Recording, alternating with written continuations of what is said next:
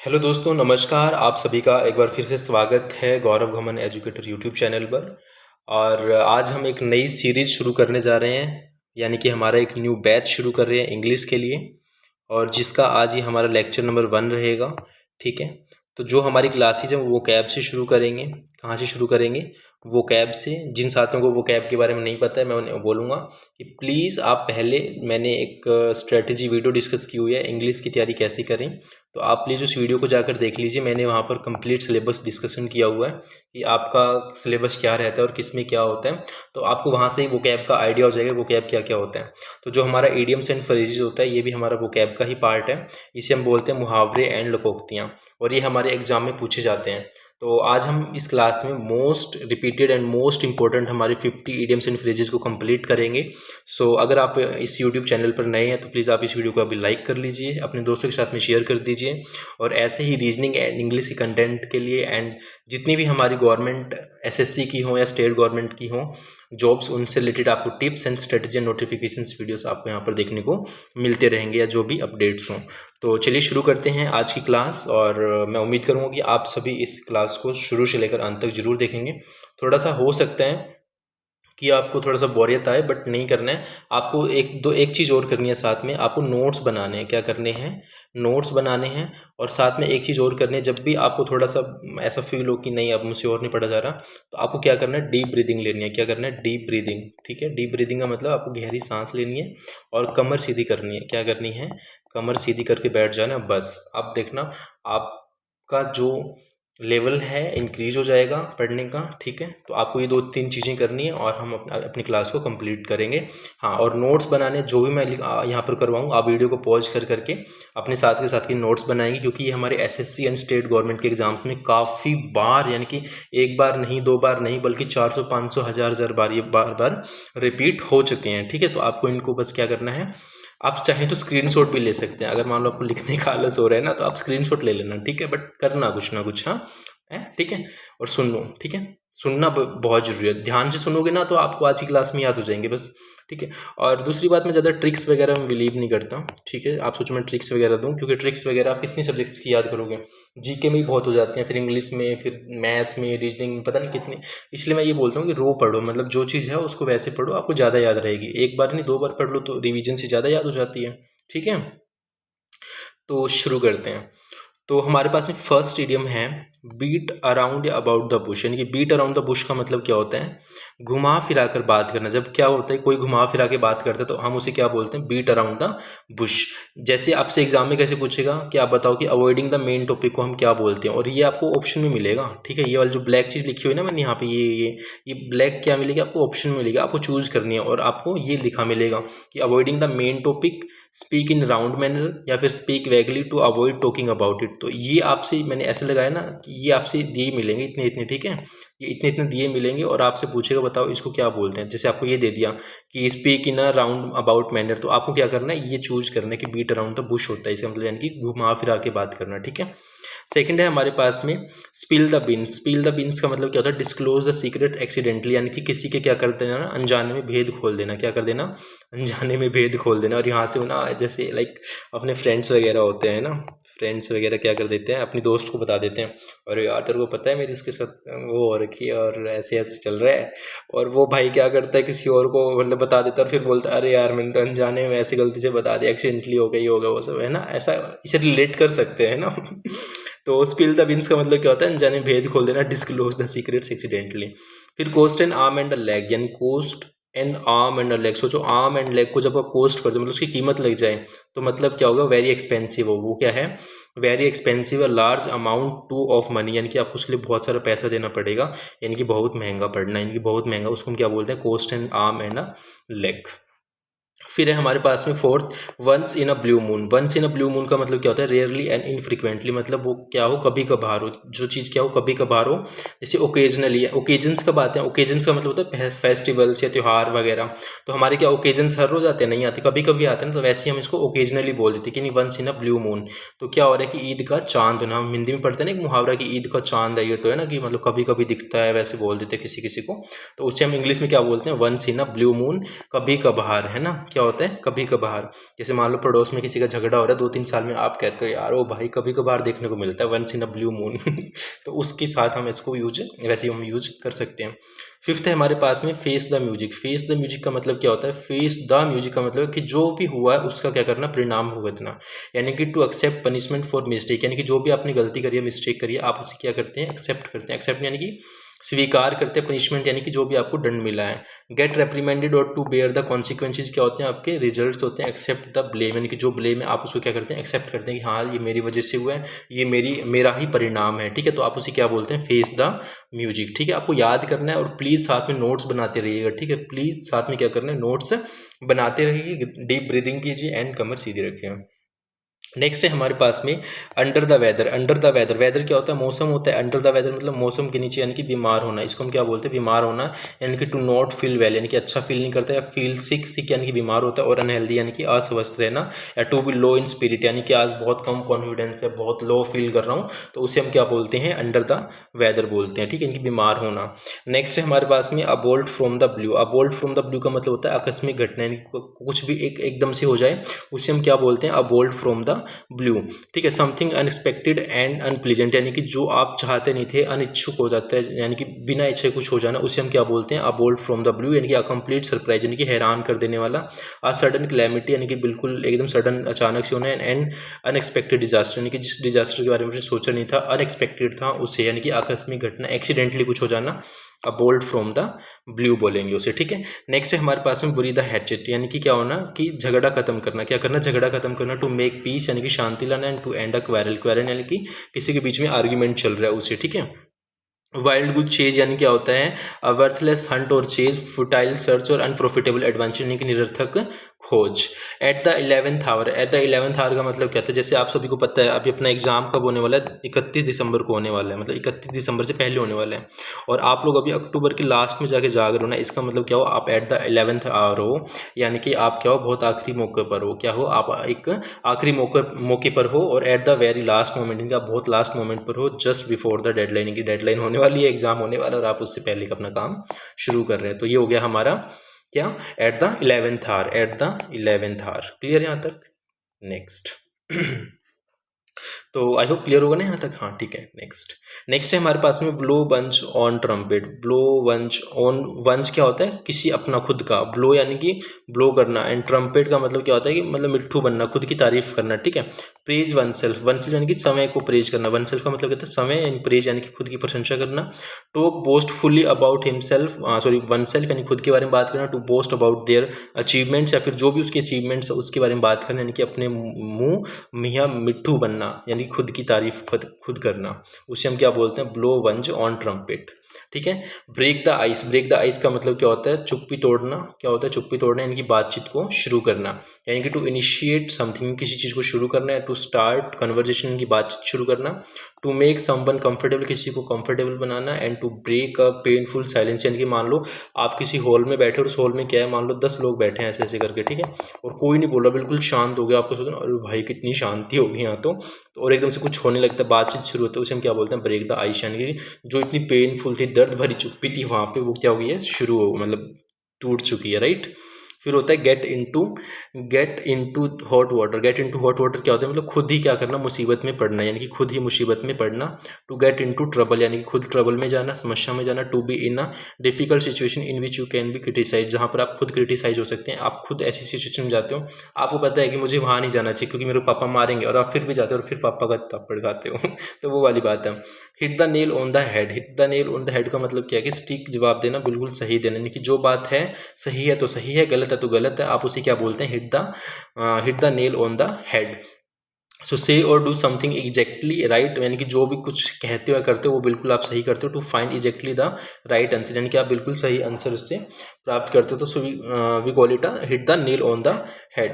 And the next we have an axe to grind, यानी कि क्या मतलब होता है इसका, अपना उल्लू सीधा करना, यानी कि निजी स्वार्थ, यानी खुद को किसी का स्वार्थ पूरा करने के लिए वो क्या करता है, अपने प्राइवेट इंटरेस्ट के लिए, खुद के इंटरेस्ट के लिए क्या करता है, कुछ काम करता है। या to have an ulterior motive, यानी उसका एक मोटिव होता है उस चीज़ के पीछे, तब वो उस चीज़ को करते हैं, तो उसे हम क्या बोलते हैं, अपना उल्लू सीधा करना, ठीक है। यानी कि have an axe to grind.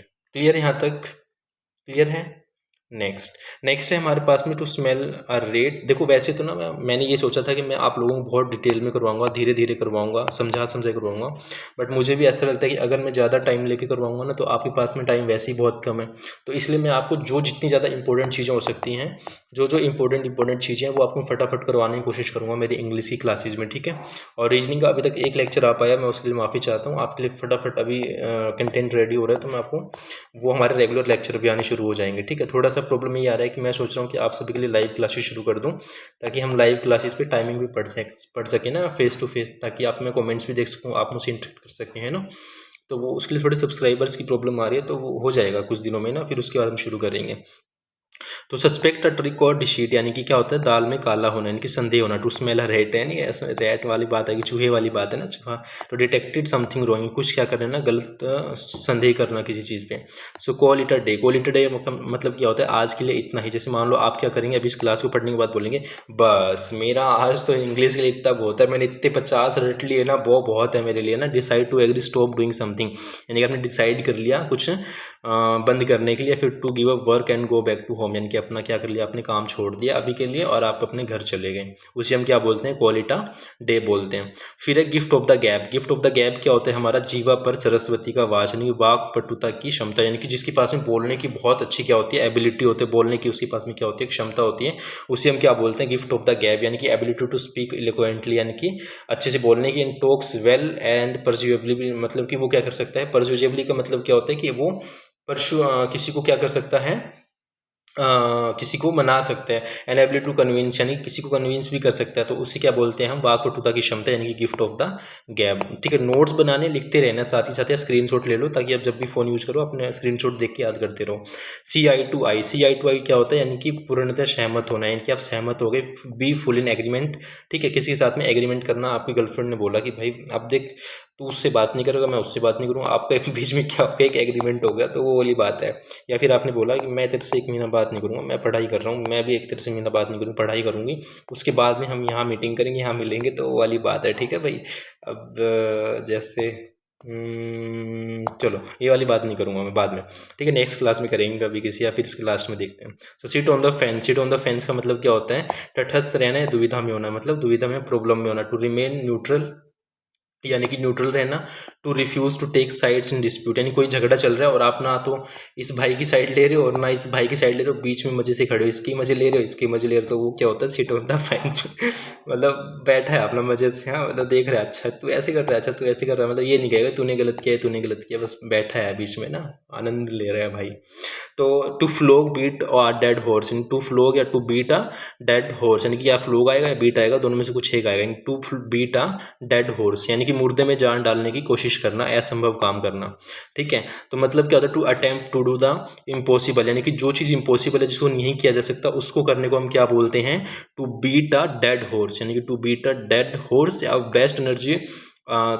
Waste energy on an unalterable situation, a futile effort. तो हम उसे क्या बोलते हैं, to beat a dead horse. A blessing in disguise. A blessing in disguise, यानी कि दुख के भेष में सुख, यानी कि दुख के भेष में क्या हो, सुख हो, उसे हम क्या बोलते हैं, an apparent misfortune that eventually has good results, यानी कुछ ऐसा मिसफॉर्चून हुआ, आपके साथ बुरा हुआ, दुख है आपकी ज़िंदगी में, लेकिन उसके साथ में कुछ गुड रिजल्ट्स, यानी कुछ अच्छा भी होता है, उसे हम क्या बोलते हैं, अ ब्लेसिंग। ब्लेसिंग क्या होता है, आशीर्वाद, इन अ डिस्गाइज, यानी कि आपको दुख की घड़ी में इन अ हिडन फेवर, यानी कि छुपी हुई फेवर है वो, ठीक है, भगवान की तरफ से होती है ना, कि हम सोचते हैं कि यार इतना दुख चल रहा था और एकदम से सब कुछ सही हो रहा है, सब चीज़ें बढ़िया हो रही है, तो वो सब बातें होती हैं, ठीक है।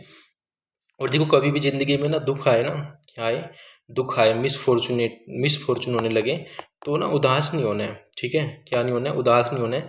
आपको क्या करना है, सोल्यूशन निकालना है, ठीक है। अगर आप उदास हो जाएंगे, बैठ जाएंगे, रोने धोने लगेंगे, अरे मेरे घर में ये हो गया, मेरे साथ ऐसा हो गया, वैसा हो गया, उससे कुछ नहीं प्राप्त होने वाला, ठीक है। आप उससे जगह किस पे फोकस करो, सोल्यूशन पे फोकस करो, कि मैं इस सिचुएशन से बाहर कैसे निकल सकता हूँ। उससे क्या होगा, आप उस चीज़ से निकल पाएंगे, नहीं तो आप उसमें और घुसते जाएंगे, ठीक है। तो आप प्लीज़ अपने आप को इतना मत करना, ठीक है। सो आप फिश आउट ऑफ वाटर। अब जैसे मान लो कोई वाटर है, ये वाटर है, और वाटर में से अगर मैं मछली को बाहर निकालूं, क्या करेगी, तो डफने लगेगी ना वो, तो क्या हो जाएगा, असहज परिस्थिति, यानी कि जो सही ना हो, एन अनकंफर्टेबल, अनफेमिलियर और अनसूटेबल पोजीशन और situation, a person out of accustomed, यानी कि ऐसी सिचुएशन में खड़ा कर देना जहाँ पर वो सहज ना हो, जहाँ पर वो अच्छा फील ना करे, यानी कि बिल्कुल अजीब situation. At the drop of hat dim, यानी कि at the drop of hat, drop of A hat, तो विदाउट मतलब बहुत तेज़ी से बिना किसी हिचकिचाहट के तुरंत घटित होना, बिना किसी हिचकिचाहट के क्या होना, किचाहट के क्या हो जाना, कुछ भी घटित हो जाना, इनकी विदाउट एनी हेजिटेशन। हेजिटेशन क्या होता है कि किसी चीज़ को लेकर थोड़ा मन में संदेह रखना, ठीक है। Without having plan before hand, इनकी बिना किसी प्लान, यानी कि मेरे पास में कोई प्लान नहीं बिफोर हैंड कि मैं उसके अकॉर्डिंग काम कर रहा हूँ। सो बिना उसके आप जब भी कुछ करते हैं प्लान किया आपने, सो से हम क्या बोलते हैं, at the drop of A had. Second है हमारे पास, नेक्स्ट है हमारे पास में hold your horse's. Hold your horse's का मतलब क्या होता है कि भाई अपने घोड़े पकड़ के रखो, एक बार धैर्य रखो, क्या रखो, धैर्य रखो। अभी देखना, और अभी 25 कर लिए ना, अभी 25 और करेंगे, अभी अपने धैर्य रखो थोड़ा सा, ठीक है। अभी 10-15 मिनट और पढ़ेंगे, फिर आप 50 कर लेंगे, ठीक है, फिर हम 50 कर लेंगे, है ना, और फिर आपके एग्जाम में आएंगे, है ना। तो बी पेशेंट, यानी कि पेशेंट रहना, स्लो डाउन यानी कि धीरे धीरे, एंड टू रिस्ट्रेन यानी कि वनसेल्फ यानी खुद को रोकना, ठीक है, धैर्य रखना, यानी कि होल्ड योर हॉर्सेज। तो ठीक है, अगर आपको कभी किसी को बोलना हो यार अपना धैर्य रखो भाई, तो होल्ड योर हॉर्सेज भाई, बहन जो भी है ना। या कोई कह रही है अरे भाई तू कहाँ रह गया, मैं कितनी देर से तेरा वेट करूँ, मैं यहाँ खड़ी हूँ वहाँ खड़ी हूँ, तो आप कह रहे अरे रुक जा भाई अभी आ रहा हूँ यार, जाम था, ट्रैफिक था, ये वो, है ना, बहाने लगते हैं ठीक है, तो ये हो गया हमारा होल्ड योर हॉर्सेज। नेक्स्ट है हमारे पास में, it's raining cats and dogs. It's raining cats and dog यानी कि मूसलाधार बारिश होना, ठीक है। लिव नो स्टोन अनटर्न, मतलब क्या होता है कि आप खून पसीना एक करना, हर मुमकिन प्रयास करना, क्या करना, हर मुमकिन प्रयास करना। लिव नो स्टोन, स्टोन क्या होता है, पत्थर, अनटर्न यानी किसी भी पत्थर को वो ना करना, यानी खून पसीना एक कर देना। जैसे आप मान लो आपने सोचा हुआ है कि मैंने CET 2022 में मौका चूक दिया था, मैं नहीं कर पाया था, लेकिन 2024 मेरा है, 2024 मेरा है, और 2025 में नौकरियां मेरी होंगी, यानी कि मैं नौकरी लेके ही रहूँगा, चाहे मुझे कुछ भी करना पड़े, दिन रात पढ़ना पड़े, 10-10 20-20 घंटे पढ़ना पड़े, मैं पढ़ूंगा, मैं खून पसीना एक करूँगा और मैं नौकरी लूँगा, यानी कि हर मुमकिन मैं प्रयास करूँगा। उससे हम क्या बोलते हैं, लीव नो स्टोन अनटर्न, ठीक है। फिर है हमारे पास में let the cat out of the bag. Let the cat out of the bag यानी कि भेद खोल देना, किसी के सीक्रेट्स बता देना, उससे हम क्या बोलते हैं, let the cat out of the bag. A hard nut to crack. A hard nut to crack क्या होता है, यानी कि लोहे के चने चबाना, लोहे के चने चबाना यानी कि मुश्किल काम है, क्या है, एक डिफ़िकल्ट टास्क है, अ टफ चैलेंज है, a difficult person and an inflexible person who is hard to convince, यानी कि एक ऐसा बंदा जिसको हम क्या कर सकते हैं, बहुत मुश्किल से समझा पाते हैं ना, यार ये तो बहुत सन की है, इसको तो समझाना बहुत मुश्किल है, छोड़ो यार इसे कौन माथा मारे, तो वही वाली बात है कि a hard nut to crack वाली बात है। क्लियर यहाँ तक। नेक्स्ट है हमारे पास में red letter day. Red letter day का मतलब क्या होता है, महत्वपूर्ण दिन, क्या होता है, महत्वपूर्ण दिन, यानी कि एन इम्पोर्टेंट डे, बहुत महत्वपूर्ण दिन, a day date is pleasantly noteworthy और memorable, happy and significant day, यानी कि बहुत ही इंपॉर्टेंट महत्वपूर्ण दिन होते हैं। रेड से याद कर लो, जैसे मान लो GF या BF किसी को क्या दे रहा है लेटर दे रहा है, किसके साथ में, रोज के साथ में, रेड लेटर रोज होता है ना, तो उसके हिसाब से लेटर दे रहे हैं। तो आप बताना किसने किसने आपको लेटर एंड रोज दिए हैं, देखते हैं कितने लोग हैं या फिर चैट और मैसेज पे ही वो सब हो रहा है, तो क्या फ़ायदा उसका, है ना, कुछ रोमांटिसिज्म लाओ भाई सो नेक्स्ट है हमारे पास में, add fuel to the fire या फ्लेम्स, यानी कि क्या करना, जो पहले से आग लगी हुई है उसमें घी डालना, क्या बोलते हैं ना कि ये तो भैया आग में घी डाल रहा है, किसी के गुस्से को और अधिक भड़काना, जले पे नमक छिड़कना, है ना। सो मेक थिंग्स वर्स, यानी कि जो चीज़ें और बुरी थी उनको और ख़राब करवा देना। वर्सेंड द डिफ़िकल्ट सिचुएशन, यानी कि जो सिचुएशन है उसको और बुरा बना देना। Cry over spilt milk. Cry over spilt milk क्या होता है, मान लो जब हमारा, मान लो आपने बोलते हैं ना कि रायता फैल गया तो फिर क्या करें, या फिर बोलते हैं ना कि अब पछताए हो तो क्या, जब चिड़िया चुग गई खेत, यानी कि बीती बातों पर अफसोस करने को हम क्या बोलते हैं, क्राई ओवर स्पिल्ट मिल्क, यानी कि जो हो चुका सो हो चुका, अब उस पर रोए हो तो क्या ठीक है। तो to complain about a loss from the past, यानी कि जो आपके पास में हुआ है उसमें आप कंप्लेन करते हैं। And feeling sorry over a mistake that can not be changed और रेक्टिफाइड, यानी कि आप बहुत बुरा फील कर रहे हैं कि यार ये मेरी वजह से हो गया, अब मैं इसको सही नहीं कर सकता हूँ, रेक्टिफाई नहीं कर सकता हूँ, तो उसे हम क्या बोलते हैं, cry over spilt milk. Through thick and thin. Through thick and thin यानी कि थिक क्या होता है, मोटा, थिन होता है पतला, यानी कि हर हाल में, जैसे अभी पढ़ा था ना हमने स्टोन वाला पढ़ा था कि मैं हर मुमकिन प्रयास करूंगा, वैसे ही हो जाएगा हमारा सपोर्ट अंडर ऑल सर्कमस्टांसिस, यानी कि हर किसी, कैसी भी सर्कमस्टांसिस हो, सर्कमस्टांसिस का मतलब क्या होता है, कैसी भी परिस्थिति हो उसमें आपको क्या करेंगे, सपोर्ट करेंगे। In times of good and bad fortune, यानी कि फॉर्चून क्या होता है कि एक स्थिति आती है ना कि चाहे अच्छा हो चाहे बुरा हो, उसमें क्या करेंगे, आपके साथ में खड़े रहेंगे, तो वो कौन होता है, कोई पेरेंट्स होते हैं और कोई नहीं होता, ठीक है। तो उसको हम क्या बोलेंगे, थ्रू थिक एंड थिन बोल देंगे। To end in smoke, to end in smoke का मतलब क्या होता है, धुएं में उड़ना, यानी कि कोई परिणाम नहीं निकलना, यानी कि to come nothing, to come to nothing, यानी कि आपने कुछ, मान लो आप मैथ्स में देखते होंगे ना, मैथ्स में जब हम स्कूल टाइम में क्वेश्चन कर रहे होते हैं, आप उसको सोल्व करे जा रहे हो लेकिन आपके पास में कोई रिजल्ट ही नहीं आता है ना, नो रिजल्ट, तो उसे हम क्या बोलते हैं, टू एंड इन स्मोक, यानी कि धुएं में खत्म करना, धुएं में उड़ना। ओ लेट सी, ओ लेट सी या फी लेट सी, फी लेट सी या ओ लेट सी का मतलब होता है कन्फ्यूजन में होना, किस में होना, कन्फ्यूजन में होना, असमंजस में होना, इनकी पजल्ड हो जाना, स्टेट ऑफ कन्फ्यूजन, यानी कि आप बहुत ज़्यादा कन्फ्यूज हो गया, आपको अब कुछ समझ ही नहीं आ रहा है ना।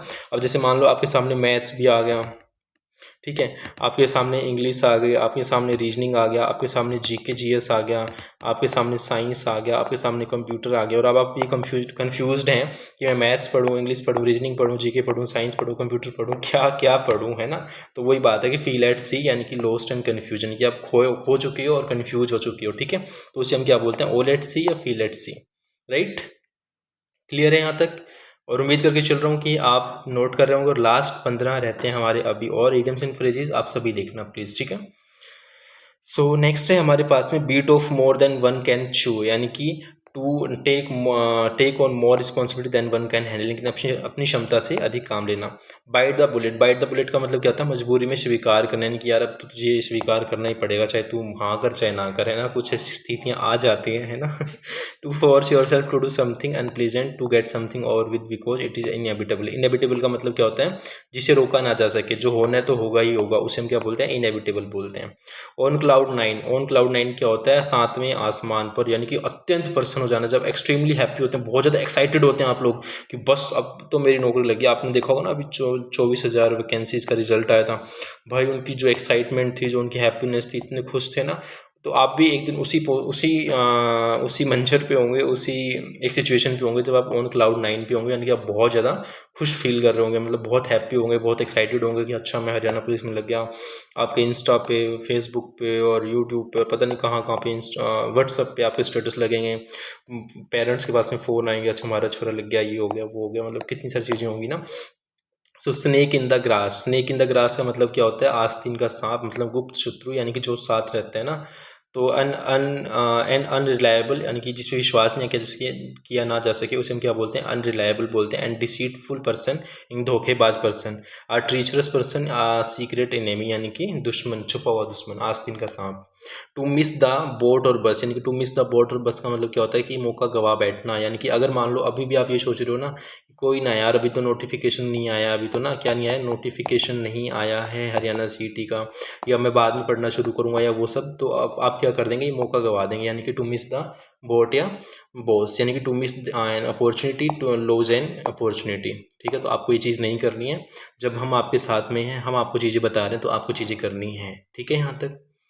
नेक्स्ट है हमारे पास में to turn a deaf ear, यानी कि कान पर जू तक नहीं रेंगना। अब मैं आपको कितनी बार समझा रहा हूँ, मैंने आपको कितनी सारी स्ट्रेटजी वीडियोस भी दे दी है ना, मैथ्स की दे रहा हूँ स्पेशल बना के, इतना सारा मेहनत कर रहा हूँ आपके लिए, इंग्लिश के लिए मेहनत कर रहा हूँ, ठीक है, आपके लिए रीजनिंग के लिए मेहनत कर रहा हूँ, ठीक है, और सब चीज़ों के लिए जितना हो सकता है उतना मैं बताने की कोशिश कर रहा हूँ, और फिर भी आपको लग रहा है यार कुछ नहीं होता है, ऐसे तो बस हो जाएगा, आपके कान पे जू ही नहीं रेंग रही है ना, आप सुनी अनसुनी कर रहे हो, मतलब मैं कुछ बोल रहा हूँ आप सुन ही नहीं रहे हैं। अभी भी जैसे मान लो क्लास में कुछ स्टूडेंट्स मतलब आए, 2-4 मिनट रुके और चले गए, तो उनका क्या होगा, कुछ नहीं होगा, लेकिन जो टिके टिके रहते हैं ना लास्ट तक, अंत तक जो टिकता है, उसी का ही सब कुछ होता है भला भी, ठीक है। सो डिसरिगार्ड होना, refuse to obey, to be indifferent है, नेग्लेक्ट करना यानी कि मना कर देना, ठीक है। तो यानी कि to turn a deaf ear. फिर आता है read between the lines, read between the lines का मतलब क्या होता है, छिपा हुआ अर्थ समझना, यानी कि जो छिपा हुआ अर्थ है आपको उसे समझना है, या फिर अनकहे भाव को समझना, यानी कि अंडरस्टैंड द हिडन मीनिंग, यानी कि कोई कुछ कहना चाह रहा है और आप उसका एक कुछ छिपा हुआ मतलब होता है, आप उसे समझ रहे हैं। या फिर find more meaning than the words appear to express, यानी कि क्या करना, एक कोई वर्ड्स जितने दिख नहीं रहे, शब्दों से ज़्यादा समझ लेना, क्या कर लेना, शब्दों से ज़्यादा समझ लेना, उसे हम क्या बोलते हैं, रीड बिटवीन द लाइन्स, ठीक है। नेक्स्ट है हमारे पास में a piece of cake. A piece of cake क्या होता है, बच्चों का खेल, यानी कि बहुत इजी काम, यानी कि अब लग रहा होगा सभी को, अरे यार सीट तो कुछ नहीं है, बच्चों का खेल है, लेकिन ऐसा नहीं है, ठीक है। हाँ, और साथ में ना याद रखना, ये जो क्लासेज हैं वो सभी गवर्नमेंट एग्जाम्स के लिए इंपॉर्टेंट है, ऐसा मत सोचना सीईटी के लिए, आपसे एसएससी के एग्जाम भी देखे आओगे ना, उनके लिए इंपॉर्टेंट है ये, ठीक है। By fits and starts, by fits and start का मतलब होता है अनियमित रूप से, यानी कि अनस्टेडली, इरेगुलरली, ठीक है। बाय लीप्स एंड बाउंड्स का मतलब क्या होता है, दिन दुगनी रात चौगुनी, यानी बहुत तेज़ी से, वेरी क्विकली, रैपिडली, स्विफ्टली, यानी कि बहुत तेज़ी से कर देना, बोलते हैं ना दिन रात, दिन दुगनी रात चौगुनी करके करना वो सब। ठीक है, तो अब मैं ज़्यादा मोटिवेशन नहीं दूंगा ठीक है, ज़्यादा मोटिवेशन काम का नहीं होता। ठीक है, आई बात समझ में। तो लास्ट आज हमारे 5 हैं। तो Coke and bull story. Coke and bull story मतलब क्या होता है, अविश्वसनीय, बेतुकी स्टोरी, मतलब जिसका कोई मतलब है नहीं, बेतुकी सी है, अनबिलीवेबल, मतलब जिस पर विश्वास नहीं किया जा सकता या बेकार सी है, उसे हम क्या बोलते हैं, कोक एंड बुल स्टोरी बोलते हैं। क्या बोलते हैं, कोक एंड बुल स्टोरी। आपको कोई बोले, अरे एक टाइम पे ना मैं उस रास्ते पे जा रहा था, वहाँ पे सफ़ेद कपड़े पहन के ऐसे आ गई, उसके बाल लंबे लंबे थे, आँखें मोटी मोटी ऐसे थी, खून निकल रहा था, ये हो रहा था वो ऐसा होता है ना, मतलब होता है, मतलब बोलते हैं कुछ ना कि अरे यार मैं वहाँ जा रहा था रात के टाइम पे, वहाँ से कुत्ता भौंक रहा था, फिर कोई मेरे पीछे आया, फिर चला गया। मतलब वो क्या है, बेतुकी सी बात है ना, मतलब कहानियाँ है वो, और कुछ नहीं है। ठीक है, absurd स्टोरीज हैं वो, क्या है, absurd स्टोरीज हैं, मतलब विश्वास नहीं किया जा सकता। सो वो क्या है, कोक एंड बुल स्टोरीज हैं, right. So give someone the cold soldier.